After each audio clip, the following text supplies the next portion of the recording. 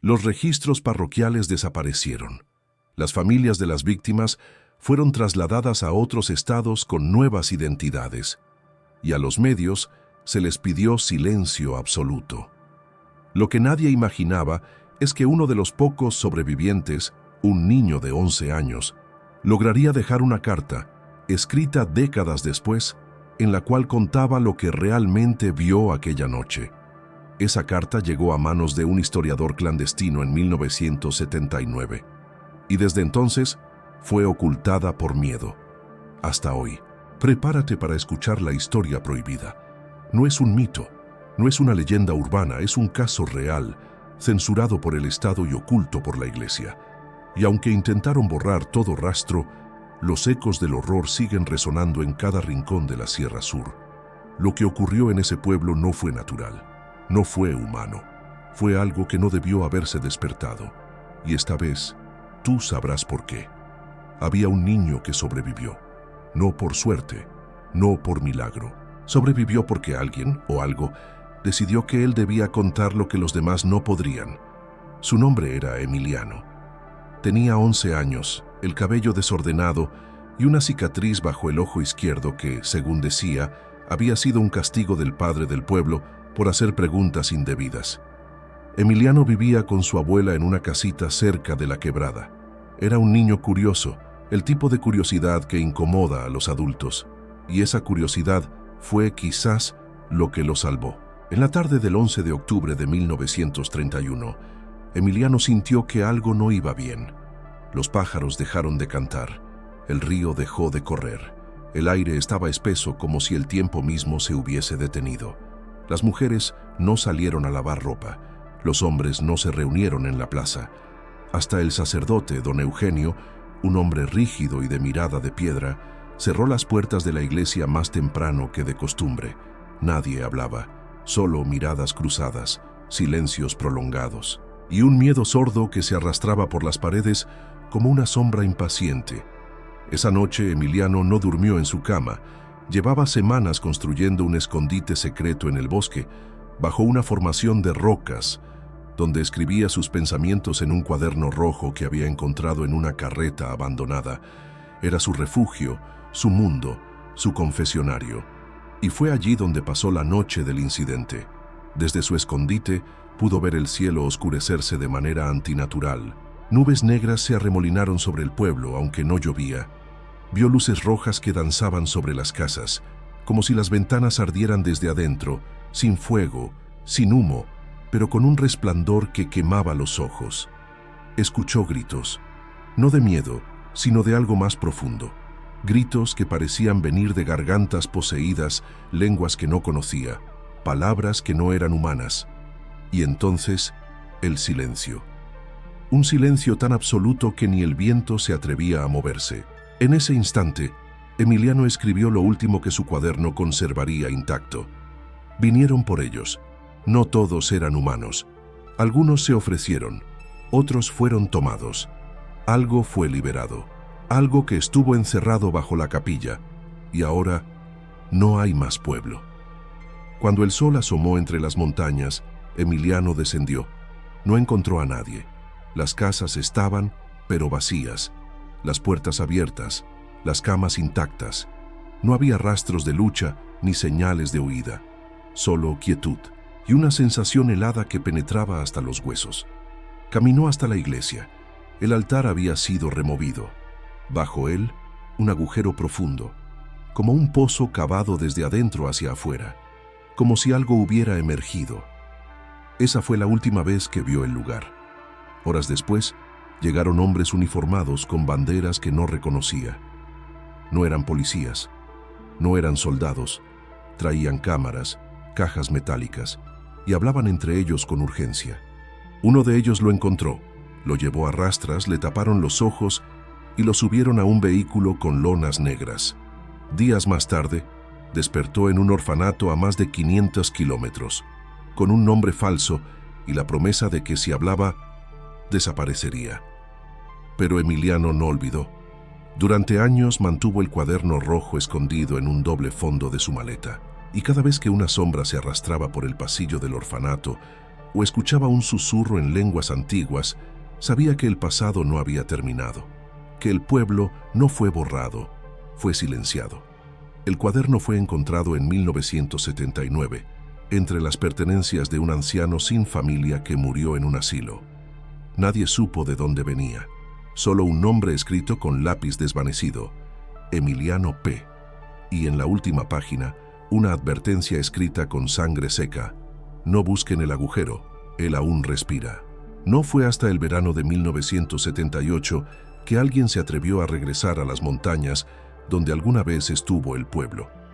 Un grupo de 4 exploradores de lo oculto, liderados por Ernesto Aguirre, un periodista frustrado convertido en investigador de fenómenos paranormales, partieron de Ciudad de México con un mapa incompleto, recortes de periódicos censurados y un nombre que resonaba como una maldición: Emiliano. Ernesto había encontrado una copia fotostática de un fragmento del cuaderno rojo en una venta clandestina de documentos prohibidos.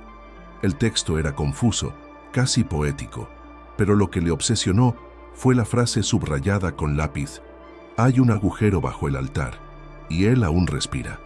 Desde entonces, el periodista no pudo dormir sin ver ojos en la oscuridad de su apartamento. Sabía que algo lo llamaba, y decidió responder. El equipo se componía también de Clara Montiel, una fotógrafa con reputación de captar cosas que no deberían estar, Alejandro Rivas, exmilitar experto en rastreo, y su hermana menor, Rebeca, una médium que hablaba con los muertos desde los 8 años.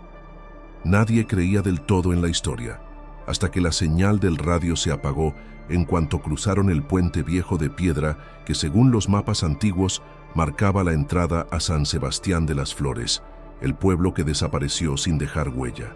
La vegetación había reclamado todo. Donde deberían haber casas, solo quedaban cimientos tragados por raíces. No había caminos visibles, ni postes, ni ruinas, solo una atmósfera densa, como si el aire mismo estuviera contaminado con un recuerdo que se negaba a morir. Clara tomó la primera fotografía y, al revelarla horas después, encontraría figuras humanas de espaldas, paradas entre los árboles. Ninguno de ellos las había visto al tomar la imagen. El grupo armó campamento cerca de lo que parecía ser una estructura semicircular de piedra, medio enterrada. Al excavar un poco, Rebeca se desmayó repentinamente. Su cuerpo se tensó y comenzó a hablar con voz masculina, gutural. La puerta fue abierta. Él aún tiene hambre. No deben despertarlo otra vez. Nadie supo cómo reaccionar.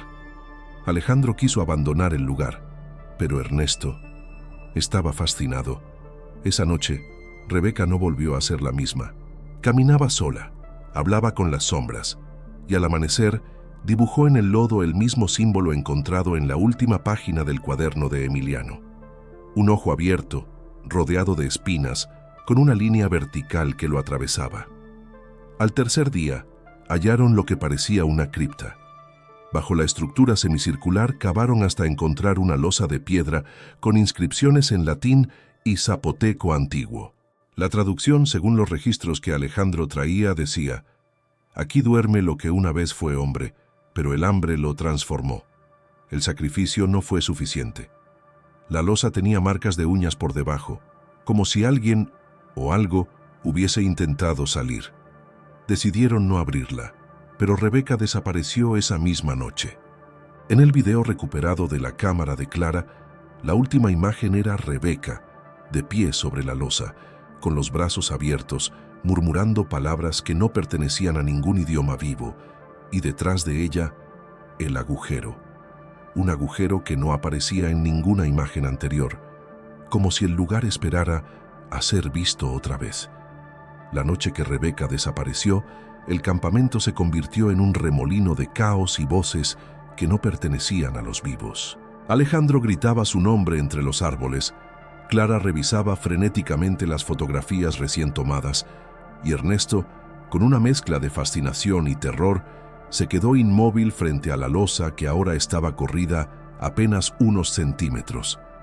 Suficiente para dejar escapar algo, o para permitir la entrada de alguien. El agujero que apareció detrás de Rebeca no era una ilusión. Al examinar el terreno al día siguiente, No encontraron rastros de tierra removida. Era como si la entrada hubiera estado allí desde siempre, solo esperando ser descubierta por los ojos correctos o los incorrectos.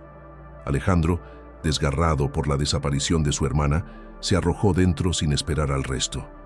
Lo que encontró fue un pasillo tallado en piedra negra, cubierto de símbolos que ni Clara ni Ernesto lograban identificar.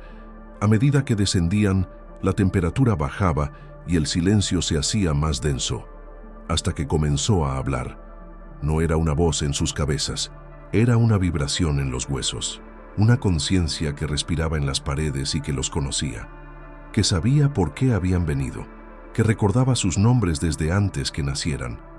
Clara comenzó a sangrar por la nariz. Ernesto se detuvo en seco cuando vio su reflejo en una pared pulida.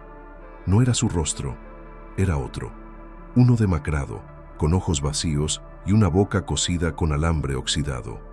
«Ernesto», susurró Alejandro, «¿qué es esto?». Pero Ernesto no contestó. Estaba atrapado. No por miedo, sino por una extraña nostalgia, como si ese lugar ya lo hubiera recibido antes, como si él ya hubiese estado allí, en otra vida. Avanzaron hasta una cámara circular, iluminada por una tenue luz azulada que parecía emanar del techo.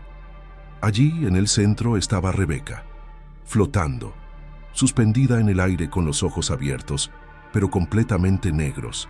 Sus labios se movían, pero el sonido venía de todos lados menos de su boca. Repetía una frase, una y otra vez. Él despertó. El hambre vuelve. La sangre llama. Alejandro intentó correr hacia ella, pero fue arrojado contra la pared, como si una fuerza invisible le impidiera acercarse. Clara, grabando sin poder dejar de temblar, captó el momento exacto en que una sombra surgió del suelo, serpenteando como humo espeso, y tocó la frente de Rebeca. Entonces ella habló, con voz doble, la suya y otra. «No debieron buscarme. Él dormía. Ustedes fueron la llave». La cámara se apagó. La siguiente imagen en el archivo, recuperada días después por un equipo de rescate que nunca encontró los cuerpos, mostraba a Ernesto solo, frente a la losa cerrada nuevamente. Sostenía el cuaderno rojo de Emiliano y lloraba, pero no decía palabras coherentes. Murmuraba símbolos, escupía números, y su sombra se movía diferente a su cuerpo. El equipo de rescate, incapaz de entender lo que encontraron, reportó el incidente como un deslizamiento de tierra. Las cintas fueron confiscadas por el gobierno y el área fue declarada zona de protección biológica, cerrada al público indefinidamente. Pero una copia de ese archivo llegó a manos de un periodista independiente en 1982. Él fue quien subió las imágenes a un servidor experimental de la época. Días después desapareció sin dejar rastro. Solo dejó una nota manuscrita, pegada al monitor de su computadora. San Sebastián de las Flores existe, no físicamente, pero vive en los que lo recordamos. Y con eso, la leyenda volvió a respirar. No como un cuento, sino como una advertencia. Cuando el equipo finalmente emergió del túnel, creyendo que habían dejado atrás el horror, algo en el aire les pareció errado. No era solo la falta de sonido o la opresiva quietud del bosque, era la ausencia total de tiempo. El reloj de Clara marcaba exactamente la misma hora que al entrar, aunque llevaban al menos 3 horas en el subterráneo. Las aves no cantaban, el viento no soplaba. Era como si el mundo estuviera en pausa, esperando que ellos cometieran el siguiente error. Ernesto, pálido, apenas podía hablar. Sus ojos estaban vidriosos, como si viera algo más allá del entorno. Rebeca no había vuelto, pero nadie se atrevía a decir su nombre en voz alta. Alejandro sostenía el cuaderno rojo como si fuera una reliquia sagrada. Allí, entre páginas antiguas e sujas, había algo novo. Una anotación que ningún deles lembraba de ter visto antes. Si has llegado hasta aquí, ya formas parte del ciclo. Lo que siguió fue una espiral de eventos que ninguno de los sobrevivientes pudo explicar racionalmente. Al volver al pueblo, lo encontraron diferente. Las casas estaban ahí, sí, pero las puertas abiertas revelaban interiores vacíos. No había señales de lucha ni de huida. Las comidas servidas aún humeaban sobre las mesas. Las radios sonaban con estática, y entonces comenzaron a verlos. Sombras detenidas en el umbral de las habitaciones. Rostros conocidos, los aldeanos con los que habían hablado horas antes, observándolos sin expresión desde ventanas cerradas. Pero no respondían cuando se les llamaba. No se movían, no parpadeaban. Parecían ser solo proyecciones. ¿Estamos dentro de una ilusión?, preguntó Clara, respirando con dificultad. Alejandro negó con la cabeza. Su voz apenas era un susurro. No. Estamos dentro del recuerdo del pueblo. Ernesto apuntó con la linterna hacia la iglesia, el único edificio que parecía intacto. Una cruz invertida colgaba de la torre, y en la fachada, grabadas en piedra, palabras que ningún arquitecto colocaría jamás. Lo que fue sellado se abrió. Lo que fue abierto devora. Al entrar, encontraron los bancos cubiertos de un polvo negro espeso. En el altar, una figura de madera quemada, irreconocible como cualquier imagen cristiana. En su lugar, ojos tallados en todos los ángulos. Cientos de ojos, algunos aún húmedos, algunos parpadeando. Detrás del altar una trampilla. Sin decir una palabra bajaron. Lo que encontraron fue un salón subterráneo que no constaba en ningún plano. Paredes con símbolos idénticos a los del túnel, solo que más caóticos, como si hubiesen sido tallados por alguien en pleno delirio. En el centro, una mesa. Encima, una grabadora de los años 30. Encendida. Presionaron play. Una voz masculina, temblorosa, comenzó a hablar. No era Emiliano. Tampoco era nadie que conocieran. Decía: no fue un accidente. El pueblo fue entregado. El hambre pedía sangre fresca cada 100 años. El ritual debía continuar. Nosotros éramos solo la ofrenda. Un crujido resonó por el pasillo. Algo, o alguien, se acercaba arrastrando pies descalzos. La linterna de Ernesto parpadeó y se apagó. Alejandro encendió su celular, pero la pantalla estaba cubierta de números binarios que se multiplicaban sin fin. Clara gritó: «Nos están viendo desde dentro de las paredes». Fue entonces cuando comprendieron. El pueblo no fue borrado del mapa por miedo. Fue eliminado para que nadie más cayera en la trampa del ciclo.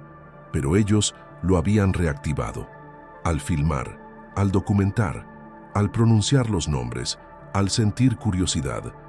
El error no fue entrar al pueblo, fue recordar que existía. El descubrimiento de la grabación no solo sacudió a los 3 sobrevivientes, les abrió la puerta a una verdad que superaba el entendimiento humano.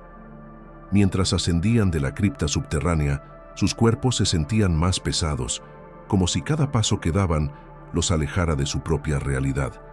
No sabían aún que ya no estaban completamente dentro del mundo de los vivos, ni fuera del todo. Al salir de la iglesia, la noche los envolvía como una bestia que acechaba desde los árboles. Pero algo había cambiado. El pueblo, San Sebastián de las Flores, parecía más antiguo. Las casas tenían techos de teja partidos, como si hubieran pasado décadas en ruinas. La escuela no tenía paredes, solo un esqueleto de madera podrida. La plaza estaba cubierta por neblina densa. Sin embargo, lo más aterrador no fue eso. Fue ver sus propias huellas desaparecer detrás de ellos. Ernesto, ya convencido de que estaban atrapados en una especie de bucle temporal, sacó su cuaderno de notas y comenzó a unir las piezas. Si este lugar fue sellado hace 100 años, ¿por qué seguimos viendo rastros del presente?, preguntó Clara. Alejandro, sin despegar la vista del altar de la iglesia, murmuró algo que estremeció a ambos. Porque el tiempo aquí se dobla, no avanza, se repite. Días después, aunque el tiempo ya no era una medida fiable, lograron establecer contacto por radio con un historiador de Oaxaca llamado Mateo Barrera, quien, intrigado por sus coordenadas, accedió a ayudarlos. No hay registro de ningún pueblo con ese nombre, ni en los censos de 1900, ni en los de 1920, ni en los mapas eclesiásticos. Pero encontré una carta de 1881. El documento, enviado por un sacerdote jesuita a la diócesis de Puebla, Hablaba de una comunidad en construcción, financiada por un patrono anónimo, con la intención de albergar a familias desplazadas por conflictos agrarios. El lenguaje de la carta era extraño, casi obsesivo.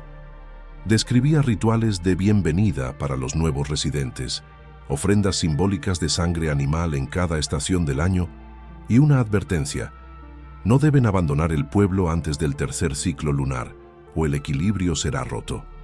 Mateo prometió enviar más documentos, pero nunca volvió a responder. En su lugar, recibieron una llamada con estática y una sola frase susurrada: «Yo también he sido visto». Esa noche, Alejandro descubrió algo más inquietante en la estructura del pueblo.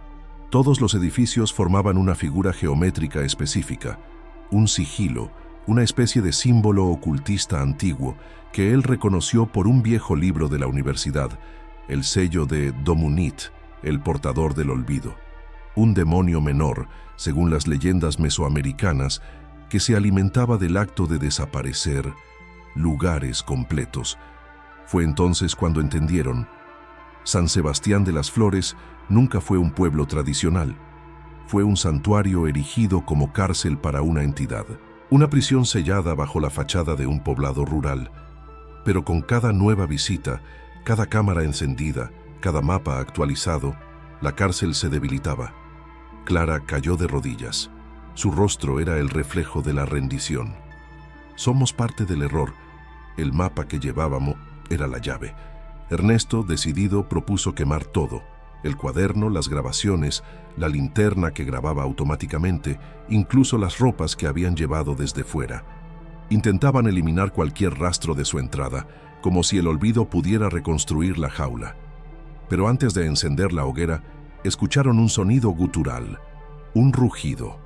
No era humano, no era animal. Venía de dentro de la tierra, y con él un susurro familiar, la voz de Rebeca. Aún no han pagado la entrada. Después del rugido que surgió de la tierra, la reacción instintiva fue correr. Pero en San Sebastián de las Flores, correr no significaba avanzar. Cada calle parecía retorcerse en sí misma. Cada esquina llevaba al mismo lugar, la iglesia en ruinas. Ernesto gritaba el nombre de Rebeca, como si al nombrarla pudiera conjurarla o sacarla del lugar donde su voz había emergido. Pero Clara lo sabía. No era Rebeca, era una imitación perfecta, una trampa vocal tejida desde las entrañas del pueblo para aferrarse a sus recuerdos más vulnerables. Lograron refugiarse nuevamente en la antigua escuela, el único lugar donde las sombras parecían menos densas. Allí, mientras trataban de controlar su respiración y el pánico que amenazaba con consumirlos, Alejandro notó algo inquietante. El mapa que llevaban desde el inicio del viaje, un viejo papel amarillo con coordenadas a mano y rutas marcadas en tinta roja, estaba diferente. Las calles no coincidían, las edificaciones estaban en lugares distintos. Y lo más escalofriante, en el borde inferior, en tinta negra recién escrita, había una frase: «No intenten salir, ya están dentro». Clara comenzó a llorar, no de miedo, sino de desesperanza. Sus ojos buscaban en Alejandro o Ernesto una respuesta, pero los tres sabían que ese mensaje no era producto del desgaste o una ilusión óptica. El mapa había cambiado, y seguir confiando en él sería como seguir los pasos de quien ya se ha perdido. Pasaron horas, o días, en la escuela. El tiempo se desdibujaba. No había sol ni luna, solo una niebla persistente que absorbía el sonido. Cuando intentaron usar sus relojes, descubrieron que todos marcaban horas diferentes. Las baterías de los dispositivos electrónicos se drenaban sin razón. Pero en medio del desconcierto, Alejandro tuvo un impulso: comenzar a trazar ellos mismos un nuevo mapa, basado no en las calles, sino en los sonidos que escuchaban. Cada susurro, cada eco, cada campanada solitaria de una iglesia sin campanas. Al unir esos puntos con líneas, se reveló algo perturbador: un patrón de círculos concéntricos con un solo centro común. El epicentro era la cripta donde encontraron la grabación de Rebeca. Pero había más. Debajo de los círculos, entre líneas invisibles a simple vista, Había letras antiguas garabateadas con la misma tinta negra que había aparecido antes. Memoria, sangre, repetición. Ernesto recordó entonces las palabras del documento que Mateo había leído. No deben abandonar el pueblo antes del tercer ciclo lunar o el equilibrio será roto. Pero ahora entendía el verdadero significado. No era que los visitantes no podían salir, sino que cada vez que alguien abandonaba el pueblo sin cumplir un ciclo completo, una parte de esa persona quedaba atrapada. Clara se acercó al mapa y notó algo más. Había un nuevo símbolo que no habían dibujado. Era un ojo abierto, con lágrimas negras cayendo en espiral. Alejandro palideció. «Es el ojo del testigo», dijo. «Lo vi en un códice mixteco. Decían que quien era marcado por ese símbolo ya no podía morir de forma natural, que su alma era condenada a ver eternamente los errores de los demás, sin poder intervenir». Clara corrió al espejo roto del aula. Sobre su frente, justo al centro, había una sombra tenue, como una mancha que no se limpiaba. El mismo símbolo. Ernesto, desesperado, trató de romper el mapa, pero el papel no se rasgaba. Era como si el material hubiese cambiado. Ya no era celulosa, era algo vivo, orgánico. Y entonces, la tinta negra comenzó a correr por las líneas del mapa, como venas latiendo. El pueblo estaba despierto, el mapa respiraba, y cada movimiento suyo dibujaba no rutas de escape, sino caminos hacia más trampas. En la puerta de la escuela, sin que ninguno la viera abrirse, alguien había dejado una caja pequeña, de madera antigua, con el mismo símbolo del ojo tallado en la tapa. Dentro solo había un mensaje: «Gracias por su visita. Vuelvan pronto, ya son parte del registro». La caja de madera con el símbolo del ojo había alterado el aire en la escuela. Aunque nadie la había abierto aún, su presencia era sofocante, como si el objeto supiera que estaba siendo observado.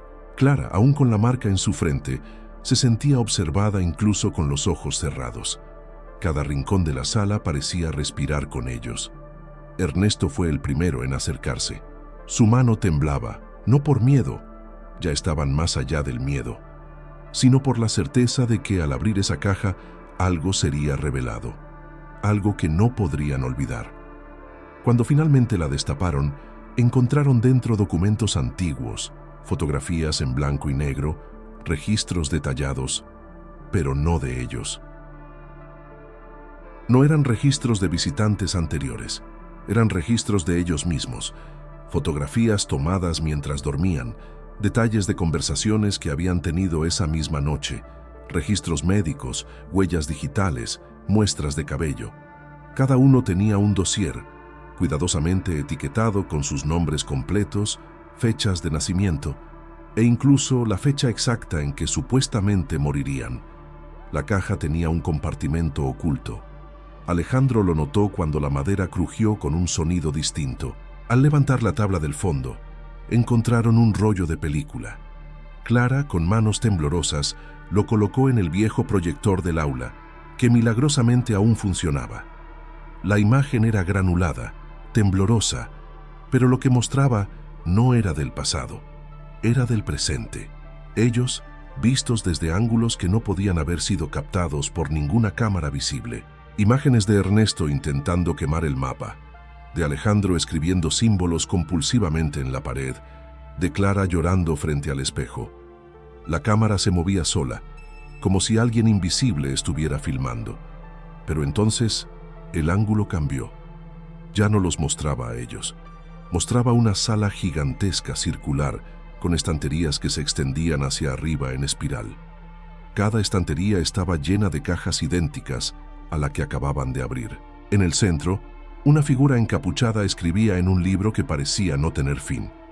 Esa figura levantó la cabeza y miró directamente al lente de la cámara. En la pantalla, una palabra apareció escrita con tinta que goteaba: archivero.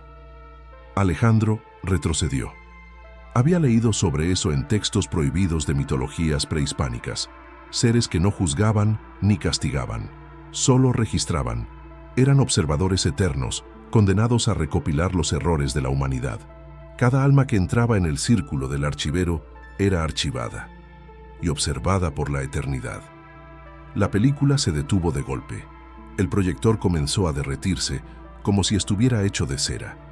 Y entonces, en la pizarra del aula, aparecieron trazos de tiza sin que nadie los escribiera. No son los primeros, no serán los últimos, pero ahora son nuestros. Clara corrió hacia la ventana para escapar, pero afuera ya no había pueblo. Solo un vacío negro, como si el mundo hubiera sido borrado. Y entonces lo comprendieron.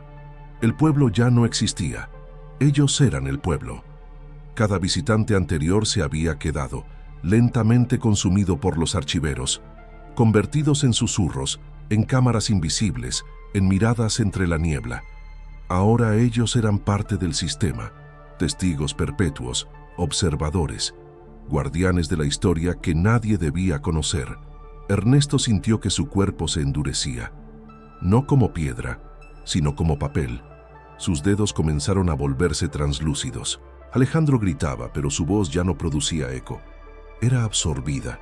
Clara se quedó mirando el mapa, donde una nueva línea aparecía, un camino que llevaba hacia una puerta marcada como archivo vivo. La decisión era clara: o se entregaban al olvido, o entraban al archivo y descubrían lo que aún no había sido registrado. El eco de los pasos de Clara resonaba como martillos en una caverna vacía. Sus compañeros ya no respondían. Ernesto había desaparecido en el instante en que su piel se tornó papel, absorbido por el aire, como si jamás hubiera existido. Alejandro, rígido como una estatua, observaba el techo con ojos que ya no parpadeaban. La escuela se desvanecía, no en ruinas, sino en definición. Las paredes se volvieron borrosas, como si fueran recuerdos que se borraban lentamente. Clara corría por pasillos que ya no eran rectos, sino en espiral descendente. El tiempo perdía su lógica. Cada vez que intentaba abrir una puerta, regresaba al mismo punto. El aula, ahora vacía, con la caja cerrada sobre el escritorio.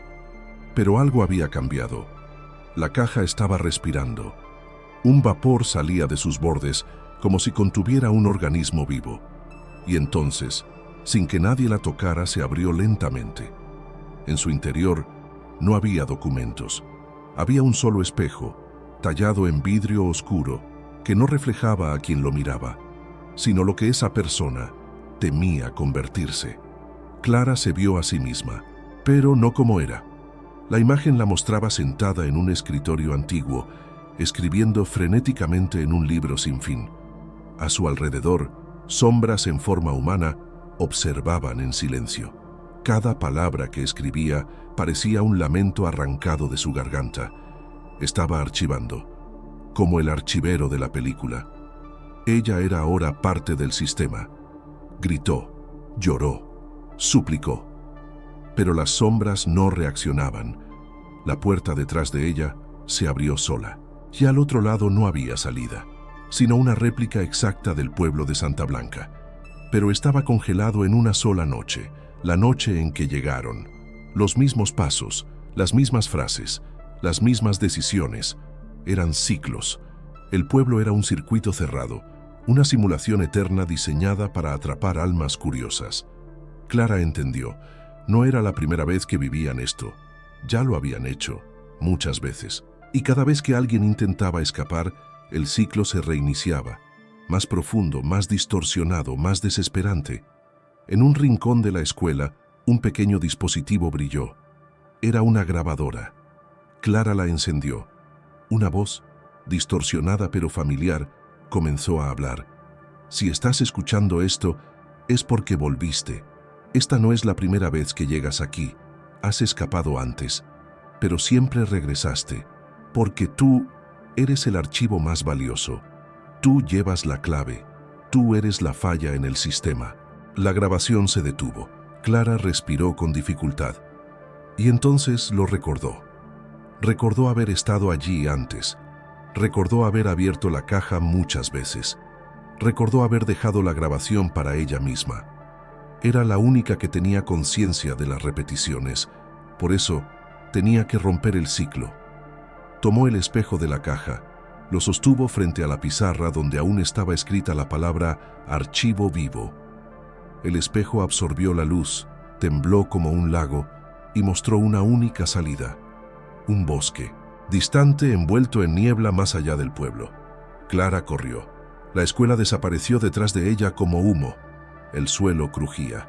Los nombres de Ernesto y Alejandro eran susurrados por el viento, no como advertencia, sino como eco de lo que ya no existía. Llegó al borde del bosque.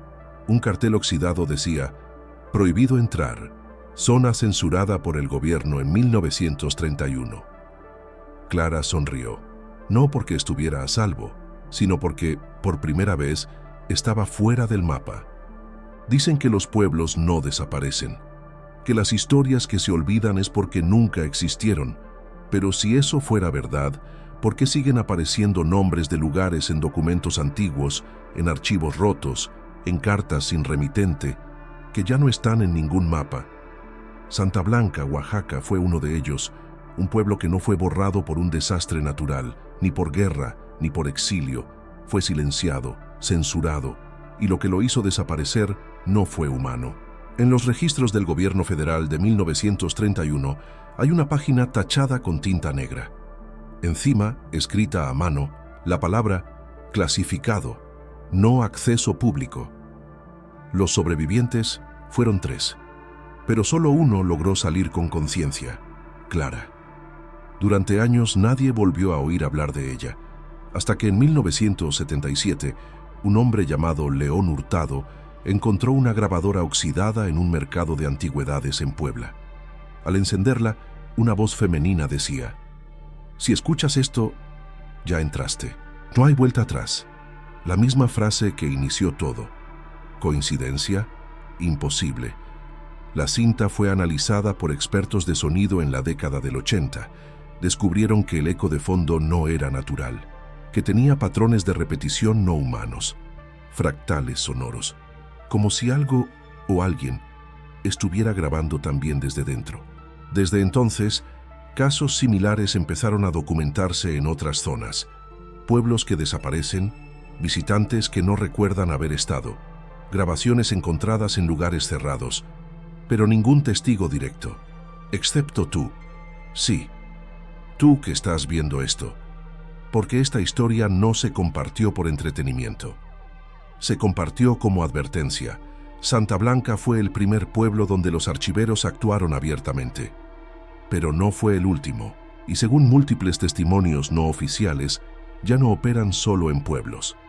Ahora, se esconden en edificios abandonados, estaciones de tren olvidadas, escuelas rurales cerradas. Incluso, según una teoría reciente, podrían estar infiltrando plataformas digitales, replicando los patrones de archivo a través de sonidos codificados. Y si escuchaste el audio de esta historia hasta el final, es porque ya ha sido marcado por la narrativa, por el eco, por el símbolo. ¿No lo notaste? Durante el relato ciertos nombres se repetían, ciertos lugares parecían conocidos, ciertos detalles se sentían demasiado reales. Eso no es casualidad, es diseño, porque la historia de Santa Blanca no fue una historia cerrada. Es un ciclo, y ahora tú estás dentro de él. Pero aquí va la pregunta que nadie quiere hacerte. ¿Y si el próximo pueblo eres tú?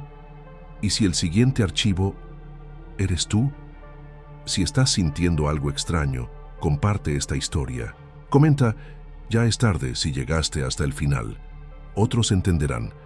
Suscríbete para recibir el siguiente archivo antes de que sea eliminado.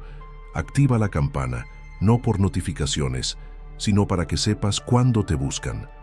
Porque lo único que evita que desaparezcas es que alguien más recuerde tu historia.